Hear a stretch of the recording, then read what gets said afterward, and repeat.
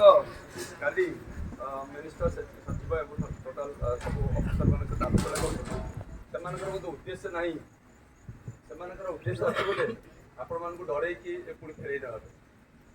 ଆମେ ମିନିମମ୍ ସତ କଥା ଦୁଇଟି ଦାବି ପ୍ରାୟତଃ ମାନି ନେବା ପାଇଁ ସେମାନଙ୍କର ମଧ୍ୟରେ ସହମତି ବି ଅଛି। ପେନସନକୁ ନେଇକି ଟିକେ ଦ୍ୱନ୍ଦ୍ୱ ଅଛି, ସେଟାକୁ କହୁଛି। ବୋଧେ ଦୁଇଟି ଦାବି ଆଜିକାଲି ଭିତରେ ସେମାନେ ବୋଧେ ଘୋଷଣା କରିପାରନ୍ତି, କିନ୍ତୁ ସେମାନେ ଦେଖୁଛନ୍ତି ଆପଣଙ୍କର ବ୍ୟାଙ୍କକୁ ଦେଖୁଛନ୍ତି, କାହିଁକିନା ଆପଣମାନେ ପ୍ରଥମ ଥର ପାଇଁ ଏତେ ସାହସ କରୁଛନ୍ତି।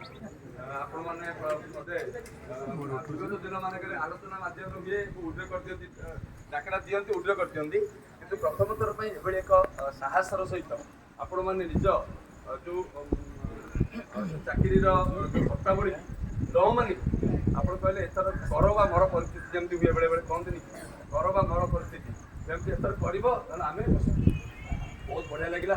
କିନ୍ତୁ ଯେଉଁ ଚିଠିଟା ଇସ୍ୟୁ କରୁଛନ୍ତି 2 ଦିନ ତଳେ ଆପଣ ଦେଖିଥିବେ ପ୍ରାୟ, ସେଥିରେ ଆମର ଅବଜେକ୍ସନ ହେଉଛି କଣ୍ଟ୍ରାକ୍ଟ କାହିଁକିନା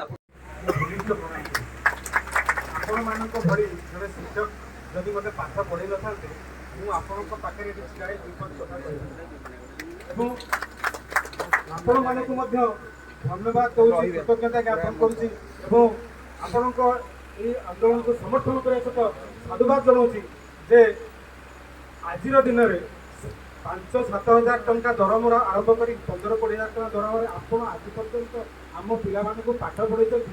ସେଥିପାଇଁ ମଧ୍ୟ ସମସ୍ତ ଅଭିଭାବକମାନଙ୍କ ତରଫରୁ ଆପଣଙ୍କୁ କୃତଜ୍ଞତା ଜଣାଉଛି। ଯେତେବେଳେ ପେଟର ନାଦ, ପିଠିର କଷ୍ଟ ଆମକୁ ଯଥେଷ୍ଟ ପରିମାଣରେ ହେଉଛି, ସେତେବେଳେ ଆମେ ଆସିକି ଏଠି ଆମ ନ୍ୟାଯ୍ୟ ଦାବି ପାଇଁ ବସିଛୁ। ଆପଣଙ୍କର ଦାବି ମଧ୍ୟ ନିଶ୍ଚିତ ଭାବରେ ତାହା ଆମେ ଅନୁଭବ କରିଛୁ, ଅଙ୍ଗରଙ୍ଗ ଅନୁଭବ କରିଛୁ। ଆପଣମାନେ ଯେତିକି ଜାଣନ୍ତି ନ ଜାଣନ୍ତି, ଆମେ ସଦା ସର୍ବଦା ମାନେ